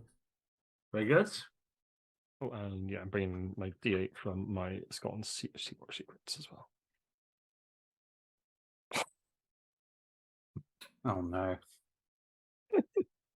Dear. Douglas. I put the target in as 6 instead of 12, but I did still roll a 14, so presumably that still. Oh, yeah. 2 ones. Oh. That's okay. So Douglas gets it's very challenging for you today. Ian, you're gonna have to come up with another inventive way in which you are useless. Or it's just bad luck. It doesn't have to be, a fault of yours. It could just be the way the winds blow. Then Jeremy fails, and then we get some success, at least from Hitesh. So Douglas, what goes on? Douglas dies beneath the waves and instantly realizes this thing is not Nessie or anything to do with those legends and is completely lost. He sort of tries to get it to come over, tries to underwater flares, anything he can think of to attract it to him, but it's obsessed with the crystal. It's sort of just rotating around the crystal and sort of nipping at the heels of anybody bobbing in the water. And he surfaces again to be rescued by Daniel, pulled out of the water. Yeah, I'm gonna have to say at this point. Sorry, I did say there were some stakes to that. So, Gaz Taylor, who was your fellow chef and stuff, he was down here trying to help because he could see you're struggling in the water, and he's come down. And as he's swimming over, no flares, trying to can't hear him because of this underwater. Obviously, there's these huge jaws come and consume him in front of your very eyes as you're holding flares up and see it in full brightness. Oh, sorry, guys. Jeremy St. John Jr. is entirely successful, and we see this heartwarming moment of Bubbles and him and his dad bonding as we go, setting the depth charges and getting it all sorted, and come back on the ship and lift it up and have a cigarette, and his dad just says, "I'll just go down and check them again," as it's doing it, and we just see him sort of give a glance over his shoulder and shake of the fist at me, as if he sees just can't resist just changing all the settings on them slightly to what he knows best, and then this explosion is all imbalanced, and whatever happens ensues. It all goes wrong, basically. Yeah, and instead of breaking your way into the temple, it just collapses in on itself and creates a a big pile of rubble that'll be even harder to navigate your way through or to displace. And then me, right? Yeah. So just before he snuck off to fiddle with the explosives, thankfully I was able to convince Jeremy Jr. to talk to his dad, and Jeremy Sr. had thankfully taken some notes on the kind of weapon capabilities of the French military that I'm able to quickly scan and pass. From my book, I recall the kind of various kind of the ways that that military kind of tech can malfunction underwater. So I'm able to bear in mind the kind of fragility of these French explosives and navigate us into an actually kind of beautiful kind of coral reef with these big shining corals that sadly I have to use to sort of deflect the explosives. So you just see all these explosions above us and brightly colored coral go flying in all directions. But thankfully our ship is able to navigate through safely. Indeed. So things are looking suboptimal. At least the threat of the French has been neutralized somewhat, but this huge sea creature has now got a taste for man flesh and is swimming about looking for more tasty morsels. The thing you're trying to break in, if anything's become more difficult to navigate, and you worry perhaps that you've in some way fractured this space-time crystal or made it more unstable by the falling rubble upon it. So we're still required to try and secure it in some way. Although there's weird sort of the oil painting smear thing starting to happen now. So as you're looking about trying to keep an eye out for the big monster, you can just see it like it leaves a black inky smear across the sea that doesn't seem to clear. And your vision becomes obfuscated. Something keeps brushing against you when you turn to look, like your vision doesn't focus properly. It takes a while to kind of swing back in and focus up and that kind of stuff. And you find yourselves like seemingly like trying to swim in a direction, but you take forever to get there. And all of a sudden you're right there in front of it and bang your head against some rocks. You can't quite get a grip of space and time. But nevertheless, you're going to have to try and secure it before maybe it implodes or explodes. Or there's no way out here at all. There's some way you're going to have to get to assemble yourselves around the space-time crystal and decide what you do next. So I think it's going to be a determination challenge because you've got to struggle your way through against adversity to get there. There's a monster trying to eat you. But who knows? Maybe with your ingenuity, you can find yourselves a way to get into this now collapsed chamber and interact with the crystal and save all your lives. So I'm going to say that this is definitely grueling now. So you're going to have to spend training and or equipment to enter in. And if you can't, you take a pressure. And I think we definitely red alert. So if you fail, you're going to be, you take a point of pressure anyway, just to join in. That includes going into barotrauma just to join, right? You're not preceded from joining. Okay, thank you. Yeah, I just hit another boon, so I've raised my determination to D10. Not that's going to help this session. One where you roll every class as well this time. Yeah, that's going to help. You actually have. Well, let's see. So it's a determination challenge. God forfend that another one of your crewmen get eaten or something like that, and maybe Elsa tries to jump in to help you out, seeing what struggles are in. There could be all kinds of consequences. But the target number is a mere 6 for this. You keep saying a mere 6, but I keep missing it. I'm going to spend a bond with Douglas as, while he knows about Nessie, my research area was aquatic predators and prey. So I know the best way for us to act to not get eaten. That's my expertise. That part of my research has generally been more useful in my time at sea, actually. I'm going to bring my underwater cryptology in, which will mostly come out in my narration for if I succeed more than anything. It's not about you getting ahead of yourself, is there? Got an idea. No, exactly. I got an idea, but I don't know if it's going to come off. I'm bringing the advantage die because I've already kind of mapped this area out, even though my maps are rapidly becoming obsolete. And I'm using my research as well because we are still exploring through the fathomless depths. Sounds good.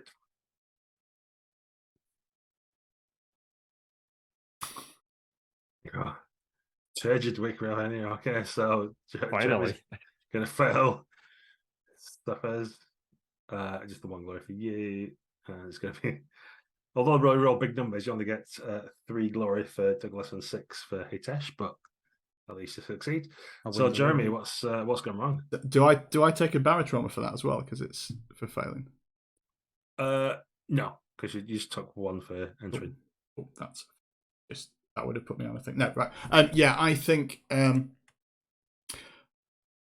problem with my research into prey is that they do eventually get eaten, and so as me and Bubbles are sort of leading Nessie this way and that, Nessie's getting closer and closer to us, and we find ourselves backed into this sort of non-Euclidean space by the temple there, separated from the rest of the crew, and it's all looking pretty bad for us. I think we see I'm like shouting out above the water, and we just see my father with his he's got his headphones in to try and not get it. Like pretends to not be able to hear at all as he sort of chuckles to himself. Yeah, and there's Bubbles. There's kind of like B-roll footage of Bubbles doing his speaking. For some reason, he's in like the moon pool and not where you actually are when it shows it. But the subtitles over the bottom says, "Don't worry, I'll get help." As Bubbles abandons you to your fate. And with that, we've got Douglas is next, actually succeeding. Douglas has come to the startling realization that he's a terrible leader. So he's on the ship. He takes a moment for himself, remembers how they got here in the first place, remembers like the sort of like bioluminescent fish, and spies them. Sort of like they sort of like lead themselves to the crystal. That's what they swarm towards, and they're sort of like leading us towards where the crystal goes, and sort of like radios over to anyone in the water, like we need to go there. That follow them. Wonderful. Then we've got Hitesh. So Hitesh follows the direction that has been provided by Douglas, and then has a very strange moment that suddenly brings everything into line. He looks out the window to kind of observe where this crystal is, and just beyond it, he sees a figure in a diving suit, and he realizes with a strange kind of cold feeling that he's looking at a much older version of himself diving out there, down there, and the older version himself just gives him the okay hand symbol for diving. And Hitesh realizes that these distortions of time are no different from the distortions of space caused by explosions. And suddenly I'm kind of moving within the flowing, exploding time stream, calling out kind of orders before they're needed, and everyone realizes that somehow I've kind of become one with this stream, and they can follow my orders through, and we're able to navigate successfully through this exploding rubble and grab this crystal before it too falls apart. Excellent. So I'm imagining this thing. We've all managed to get together somehow by following the guidance of Hitesh. You're in a kind of collapsed temple now, like packed in there, as there's not a lot of space. This crystal seems both hand-sized and the size of a large column, and you can't struggling to get your heads around what's actually happening. It does seem to be fracturing and splitting, and colours are bursting from it, almost like leaking energy or radiation, or perhaps time or space. Who knows? So you've got a decision to make about what to do about it as you try and work out how do you get home. Is it that you're going to destroy the crystal, and that's the thing that will get you home? Or are you going to try and manipulate the space-time crystal in an attempt to get a carefully created wormhole, which will be your bridge to get back home? As far as I'm concerned, the latter is the only available option. Whatever this thing is, I agree. We don't have the metaphysical authority to destroy it. It's not ours to destroy. We must simply try and work with it. I agree. Yeah, we have to go with it as best we can. Excellent. Well, let's do that as a denouement then, as the Colonel would say. So, I'm going to present this as a stake as well. It could be a threat in a battle, but let's call it a stake for this particular role. That if you fail, if you suffer, then your age is going to fluctuate wildly. Oh, very nice. If you succeed, it's fine. You've managed to work out what you're doing, so that's okay. What area of expertise do we think this is for the challenge? Curiosity? I think that works for me. We'll go with that. I can kind of see that. I want to say determination because I just put it up to D10, but yeah. Oh, my I just hit 120, so my name dice gone up to D10. Oh, congrats.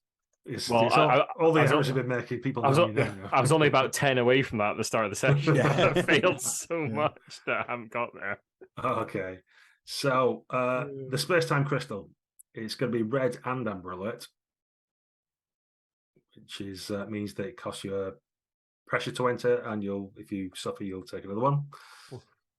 It's grueling, so you need to spend gear as well, or training to enter. And if you can't, I'll just mark another pressure / barotrauma for that.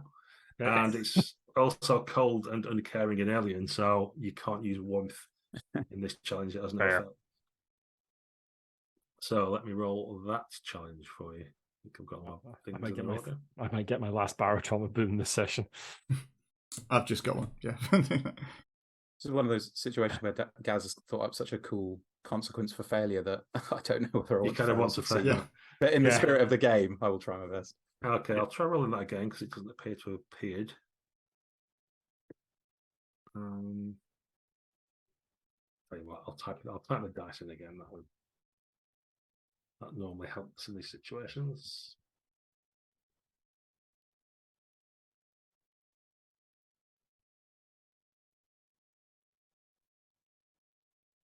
That's very, very frustrating.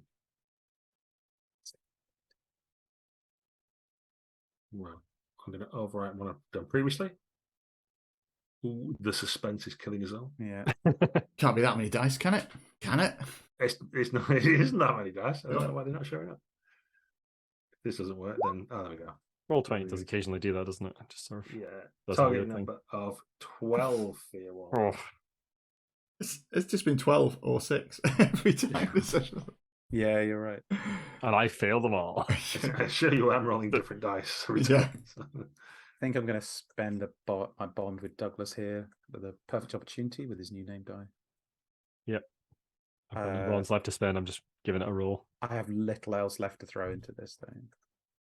Yeah, I have nothing. Trying to get through. Oh. Oh, we have to find out who's best. Hitesh got his wish. Yeah. It's probably you. I won't count out Douglas's ability to roll. That's not how to do that. I'll have to remember how to do that. /R space D10. There you go. Okay, so Douglas is actually best. The leaders come through right at the end.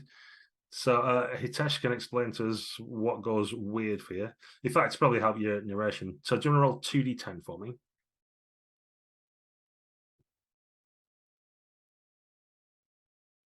Well. Okay, and let me just check. So there's a difference between even and odd. That's what I'm just looking up. Oh, I think I can see where this is going. I thought it was just going. I thought it was just going to be 57. Yeah, if it's an even number, you're much older, and if it's an odd number, you're much younger. So you've actually advanced 12 years in age. This is particularly funny that this has happened. I'll talk about this later. Yep. Okay. So Hitesh kind of, we've got the crystal now, and he looks at it, and obviously he's part of the sort of time stream now, so he feels like he's well ready to work with it. But instead, we just see kind of inside his mind as suddenly he travels kind of blindingly fast through the time stream, and you see him seeing all kind. He sees the Big Bang happening. He's there when the dinosaurs are kind of hit by the meteor. He sees the past, present, and future all at once in his eyes, which turn a kind of blinding and white as he comprehends the whole time stream before him. And then there's a flash, and he staggers backwards. His beard is suddenly, long and trailing, with lots of kind of grey showing in it. His skin is weathered, and he's kind of frail, and he just kind of falls back against the wall, babbling all kinds of genius, but in the present moment, not actually all that helpful kind of statements. Excellent. And it was Jeremy, wasn't it? Yeah, so I think Jeremy looks to be similarly afflicted as he pushes through the time crystal, as his beard goes long, and then he's crawling along as a baby, and then as a teenager and stuff, and then behind him we see the shadow as Jeremy St. John Senior is doing the same thing is happening to him, and he just puts a hand in his shot like that. Our hands meet, and somehow the two generations being in contact resolves the issue. And we both go back to our normal ages as we sort of burst through the time stream into the time where we should be. Wonderful. And then Douglas. Douglas is on board, finally sort of organising everyone properly. Daniel has taken a bit of a sort of turn as the time stream sort of swirls around him, and Douglas finally has a chance to take control. You organizing everyone on board. The sort of portal opens up, and they steer the ship through into the modern day once more. Excellent. And you have with you only a few people when you come out the other side. It seems that everybody else has safely been returned back to their time zones as well. So happily for you, there's just one or two French sailors that you have aboard here from a fishing trawler and seem quite relieved to be back and speak to you very slowly and loudly in French, as they know that's the way to communicate with English people. Daniel passes the Gauloises around. Yeah. He's all right, yeah. And as Daniel's got out of his seat on that, you notice that he's reduced in age by about 10 years. So he's back to looking particularly beautiful and handsome, and but has all that knowledge from all the years still with him. So he's, if anything, become even more of a Nietzschean Superman now. Yeah. Yeah. I'll find another Nessie to beat him to. Fortunately, Elsa's the correct age, which we can, as you've mentioned, we'll probably do your reunion when we've got the Elsa play here. That only seems fair. I'm quite looking forward to sending an email to our player to let them know all the things that happened. Yeah, there's a bit of an age gap between us now, but thankfully not a massively troubling completely one, insupportable one. Yeah. Very good. And so you're emerging on the beat of Italy in your vessel. You can see a nice village, not entirely dissimilar to the one that you visited within the triangle, but somewhere where you can go and have a meal and all the rest of it. I'll just leave it to the players now if you want to have a final either scene or some dialogue with each other, whatever it is you want to do. Just, if I may, just before we do that, the reason that my character being aged like this is so funny is because I was going to bring this up between sessions. One of my criticisms of my tiny criticism of the game is it feels like our characters age too slowly, and I wanted the dice to get bigger to see how many years pass, to see more time happen, because I just think that'd be cooler. It's not the end of the world, but I literally got my wish in a completely unexpected way, which is so funny. So it's a shame I didn't bring it up before, but this is the perfect thing to have happen. Awesome. Beautiful. So what are our ending credit scenes for our characters then? We have to see Gaz's funeral, right? But whether it's all of us at Gaz's funeral or whether it's, I don't know. But that's certainly what I'm going to be doing. Yeah, it's a beach barbecue, I think, isn't it? With, yeah, it really is. Yeah, beach barbecue for sure. With all the people, and yeah, we've got some of his old friends from the strange archipelago we found him on to come along as well. They're doing it, and I think everyone's sort of paying the respects and stuff. There's quite a lot of product placement of his book that he did with Jeremy as well. Like no opportunity wasted to flog that and have a second printing. Should we all give a little in-character eulogy? Would that be acceptable? I feel like Guy should go last because it feels like his character was closest to Gaz. But if people are happy with that, I think that'd be a cool thing to do. Yeah, sure. Go ahead. Yeah. I stand up and I say, for many of you, Gaz, our dearly beloved and departed friend, has always been a part of our crew. But let me tell you, we met when he was almost shipwrecked and sunk below the waves. And the thing I'll always remember most about Gaz was his independent spirit. He didn't come from a big academic background or a maritime family. He was simply a testament to the triumph that a man can have out there on the ocean waves if he has the determination, the grit, and the belief that he can do it. He was a hero to me, and he was a hero to us all. I stand up and tell Gaz literally saved my life. He gave his life for me, and I didn't really know him very well. His cooking was excellent. He was a nice guy. I talked to him many times, but I didn't really know him terribly well. But in the end, he stepped up, and the sea took him, and he was a brave man. I'll miss him greatly. I think a slightly inebriated Jeremy stands up, says, "Look, Gaz, it's all about. You don't just read about the sea in books. You've got to go out there. You've got to sail it. You've got to find the fish. You've got to kill them. You've got to cook them. You've got to eat them." And Gaz did all of those. He saved my life more times than I can remember. And I think I saved his. At least once we saved his. Too bad we couldn't save him this one last time. But he lived and died as he would have wanted. Raise your glasses. Some sort of awful syrup cocktail that's been made in his honour that we're picking out of this massive gourd that we've got on there. that everyone has to drink to it. And if I might be permitted another little scene, Go for it. I think there's just as the sun goes down, most people there's sort of a shot from distance of Jeremy Junior and Senior talking over a glass of this cocktail, and it from a distance it looks as if there's it's all their clinking glasses. It looks as if they're all sort of roaring about, but as we zoom in and overhear it, it's clear this is some terrible argument going on that ends with like Jeremy Junior like standing up, drunkenly tipping over the table and like berating his father as it just cuts from there as the rivalry continues. Very good. And that's where we'll draw the session to close today. I have to say, it's strange being called Gaz and hearing all these eulogies. I've got some insight into what might happen after I shuffle off my mortal coil, perhaps. I need to get out to sea more. That's what I'm hearing. Yeah, stay away from Nessie. Yeah. Well, thanks for watching, everybody out there in YouTube land. Please do, if you would be so generous, to give us a like and a follow, and even press that bell, because it does help with the algos, as the kids say. And we've probably got one more session, I think. Hopefully, we can get Matt back to play Elsa and find out what happened in the flashback sequences of events from today, and get to maybe even retirement from some of our characters, or find out what happens with them at the end of their journeys with one last episode of Odyssey Aquatica. Until next time, dear listeners, bye-bye.